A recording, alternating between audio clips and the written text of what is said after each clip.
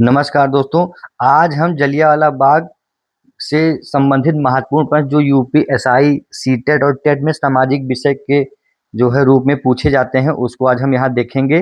दोस्तों, जलियांवाला बाग घटना से पहले 9 अप्रैल 1919 को किन दो नेताओं को बिना कारण बताए गिरफ्तार कर लिया गया?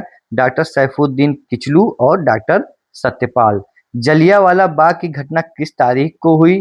तो 13 अप्रैल 1919 को बैसाखी के दिन हुई। दोस्तों, जब डॉक्टर सैफुद्दीन किचलू और डॉक्टर सत्यपाल को गिरफ्तार कर लिया गया तो इसके विरोध में वहां की जनता ने एक शांतिपूर्ण तरीके से जलियांवाला बाग में इकट्ठा होकर विरोध प्रदर्शन करना शुरू कर दिया। दोस्तों, ये भीड़ एकदम निहत्थी थी, बिना किसी जो है हथियार के शांतिपूर्ण तरीके से वहां पर ये जो है अपना सम्मेलन कर रहे थे, विरोध प्रदर्शन कर रहे थे।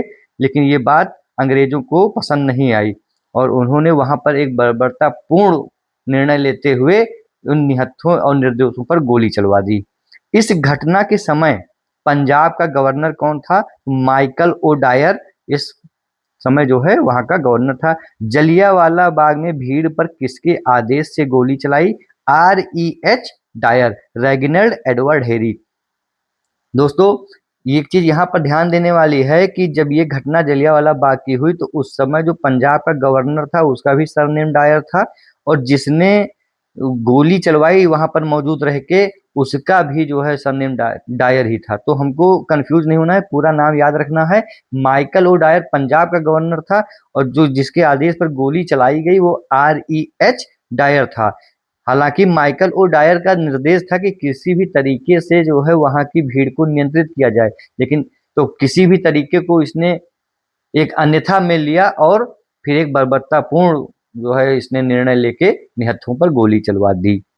किसने 27 साल बाद जलियांवाला बाग हत्याकांड का बदला लिया? दोस्तों, 27 की जगह 21 होना चाहिए, ये गलती से जो है टाइप हो गया है। तो 1940 में ऊधम सिंह ने गवर्नर माइकल ओ डायर की गोली मारकर हत्या कर दी। दोस्तों, जब ये वहां पर गए लंदन जाकर इन्होंने जो है माइकल ओ डायर की हत्या की। सरकारी आंकड़ों के अनुसार कितने लोग मारे गए? तो 389 लोग सरकारी आंकड़ों के अनुसार मारे गए।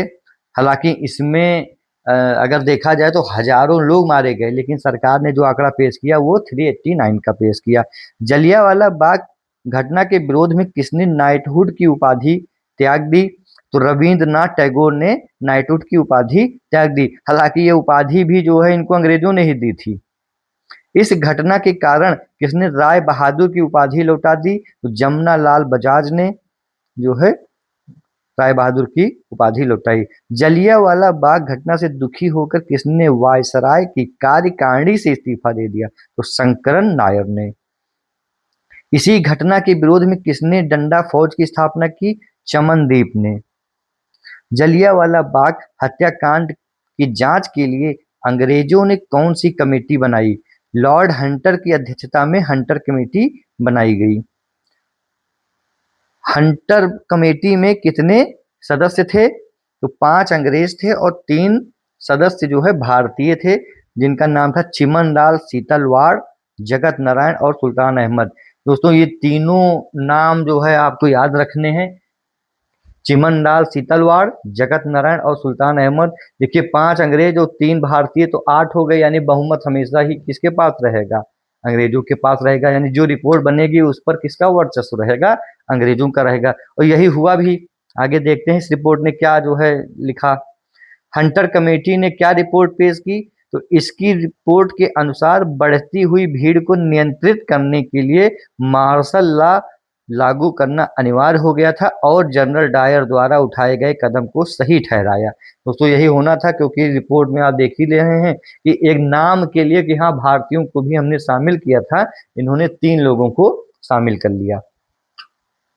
भारतीयों ने जलियांवाला बाग घटना की जांच के लिए कौन सी कमेटी बनाई? जब इस हंटर कमेटी की रिपोर्ट से भारतीय संतुष्ट नहीं हुए तो इन्होंने अपने नेतृत्व में एक कमेटी बनवाई। भारतीयों के नेतृत्व में देखिए इसमें कौन कौन से लोग थे।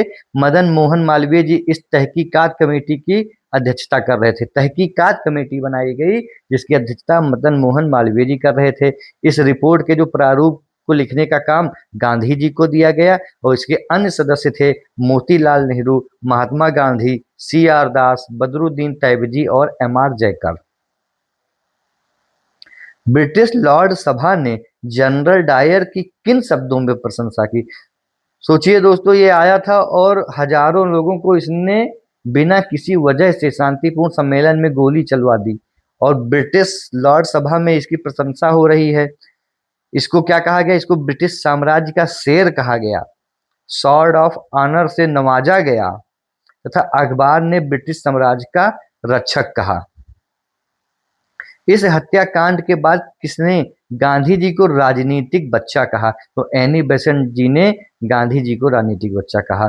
जलियांवाला बाग हत्याकांड के समय भारत का वायसराय लॉर्ड चेम्सफोर्ड था। तो दोस्तों, वायसराय था लॉर्ड चेम्सफोर्ड, पंजाब का गवर्नर था माइकल ओ डायर और जिसने गोली चलवाई था वो था REH डायर। जलियांवाला बाग हत्याकांड को मॉन्टेग्यू ने क्या संज्ञा दी? तो निवारक हत्या की संज्ञा दी। जलियांवाला बाग हत्याकांड को दीनबंधु CF एंड्रूज ने क्या कहा? जानबूझकर की गई क्रूर हत्या कहा। दोस्तों, दीनबंधु के नाम से CF एंड्रूज को जाना जाता था और उन्होंने इस हत्याकांड को जानबूझकर की गई क्रूर हत्या कहा, जबकि रिपोर्ट में आप पढ़ चुके हैं कि उन्होंने कहा कि ये सही था डिसीजन। दोस्तों, ये था हमारा जलियांवाला बाग से संबंधित महत्वपूर्ण तथ्य। और आने वाले एग्जामों में आपको इस इतने से नोट्स से, जो 6-7 मिनट का जो ये वीडियो है, इससे आपको जरूर एक से एक प्रश्न मिलेंगे। दोस्तों, आपको किसी भी टॉपिक पर अगर अलग से वीडियो चाहिए तो आप कमेंट में लिख दीजिए, नहीं तो मैं लाइन वाइज लाइन, मैं टॉपिक बाय टॉपिक चल रहा हूँ हिस्ट्री का, तो इसको आप देखते रहिए और आपकी इससे तैयारी बेहतर हो जाएगी।